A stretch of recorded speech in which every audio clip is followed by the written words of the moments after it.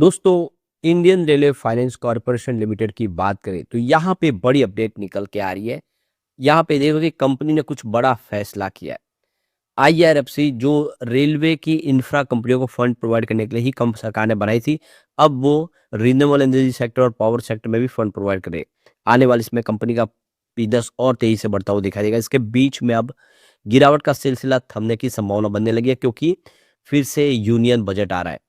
और पिछले 2 सालों में हमने देखा है कि जब भी बजट आता है उसके पहले ये शेयर काफ़ी शानदार करते हैं रेलवे के। और अब जैसे कि फरवरी की शुरुआत में ही बजट आएगा, तो भी ये जनवरी के आस-पास में यहाँ पे बहुत ज़्यादा पॉजिटिव संभावना बनने की उम्मीद दिखने लगी है।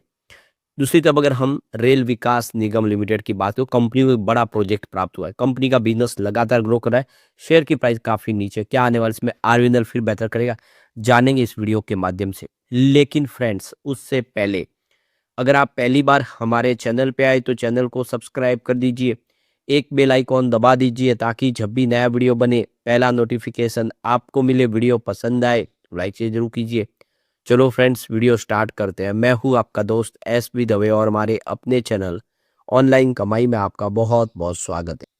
सबसे पहले आईआरएफसी के कारोबार की बात हो, 110 पर क्लोजिंग थी, जहाँ पे 0.97% की गिरावट देखने को मिली। स्टॉक ऑलरेडी बहुत ज़्यादा गिर चुका है। तो यहाँ पे आप देखो कि इसकी परफॉर्मेंस देखो, 3 मंथ का जो हाई है 130 का, वहाँ से स्टॉक काफ़ी नीचे आ गया है। 1 ईयर का इसका 160 का है। लगातार गिरावट का सिलसिला चला है।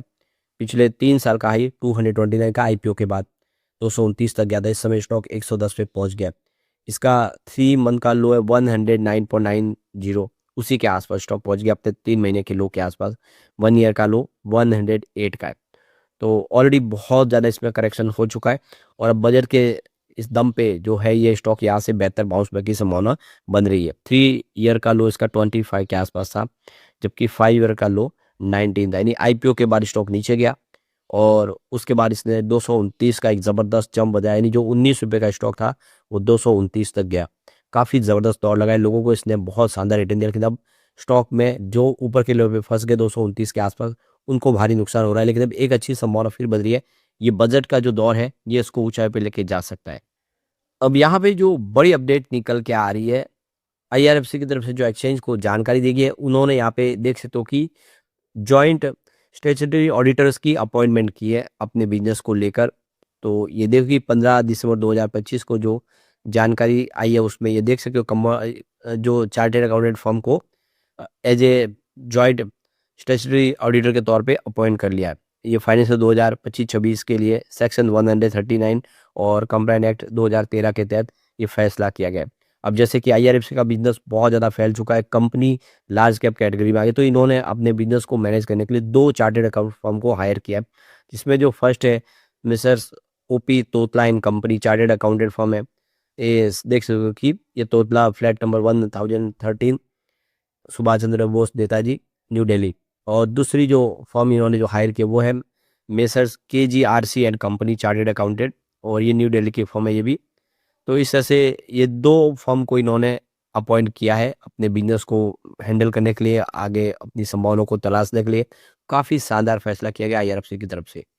तो यहाँ पे बहुत ही ज़्यादा अनुभवी ये दोनों ही फर्म है, जिसमें आप देख सकते हो कि जो Mrs OP Totla and company की बात करो, 1972 में इसकी शुरुआत हुई है। काफ़ी अनुभवी है, करीब 51 ईयर का इनके पास अनुभव है। हर तरह की आप देखिए फाइल ऑडिट से लेके कंपनी के सारे मैनेजमेंट कामकाज का अनुभव है। तो ये अकाउंटेंट फर्म जो है बहुत पुरानी है। और दूसरी तरफ देखें तो यहाँ पे केजीआरसी कंपनी बात हुई है, 1988 में इसकी शुरुआत हुई थी।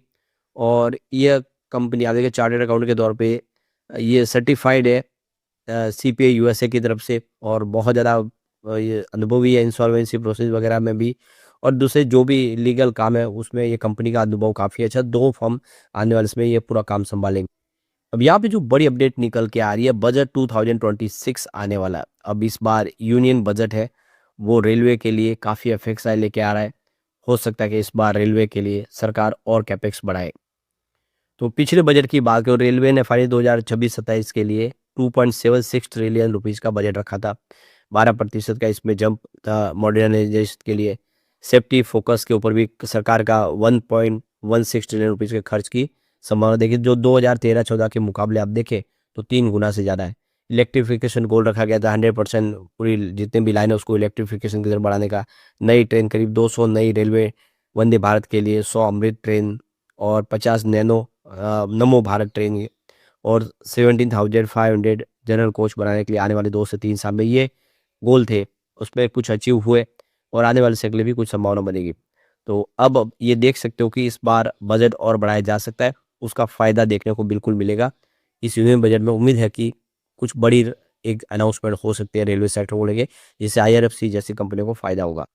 अब यहाँ पे देखिए बजट 2026 को लेकर यहाँ पे कन्फेडरेशन और ऑफ इंडस्ट्रीज यानी सीसीआई ने अगले वित्त वर्ष के लिए यूनियन बजट में केंद्र सरकार का जो पूंजीगत खर्च है उसको 12% बढ़ाने और राज्यों को पूंजीगत खर्च में मदद में 10% तक बढ़ाने की सलाह दी है। उन्होंने फाइनेंस 2026 से 32 के लिए 150 लाख करोड़ रुपए का नेशनल इंफ्रास्ट्रक्चर पाइपलाइन 2.0 लॉन्च करने का प्लान दिया है। तो ये जो सुझाव आया है कि करीब 150 लाख करोड़ रुपए यानी 150 लाख करोड़ का निवेश करके एक नेशनल इंफ्रास्ट्रक्चर को मजबूत बनाना है। तो ये 2.0 लॉन्च होगा नया, जिसमें रेलवे और रोड हाईवेज को और मजबूती प्रदान करना है। बहुत सारा खर्च होगा। अगर इस सुझाव को मानते हैं तो आप समझ सकते हो कि बहुत ज़बरदस्त निवेश आने वाला है। ऐसे में आईआरएफसी कमाल कर सकता है। अब हम रेल विकास निगम लिमिटेड की बात करें तो 306 पर क्लोजिंग थी, जहाँ पे 0.90% की गिरावट देखने को मिली। स्टॉक काफ़ी नीचे आ गया। इसकी परफॉर्मेंस देखें तो 3 मंथ का जो हाई है वो देखो कि 369 के आसपास था। स्टॉक उस लेवल से भी काफ़ी नीचे आ गया है। वैसे 1 ईयर का भी 501 के आसपास था और 3 ईयर का इसका 647 का है। यही आप देख सकते हो कि बहुत ज़बरदस्त दौड़ लगा चुका है। 647 का जो शेयर है वो इस समय 300 के आसपास है। 3 मंथ का लो इसका 301 के आसपास है और यही 1 ईयर का लो जो इस समय इसने एक नया लो बनाया है। काफ़ी नीचे स्टॉक आया और आप देख सकते हो कि अपने ऊपरी प्राइस से जिस तरह से करेक्शन हुआ है, यहाँ से फिर से बढ़ने की उम्मीद दिखाई दे रही है। 3 ईयर का लो वैसे 56 के आसपास है, जबकि 5 ईयर का लो मात्र 20 रुपीज़ है। तो ये 20 रुपये का स्टॉक जो 647 तक चला गया था, एक बहुत बड़ा मल्टी बैगर साबित होगा। फिर से उम्मीद जग रही है कि इस बार ये बेहतर कर सकता है।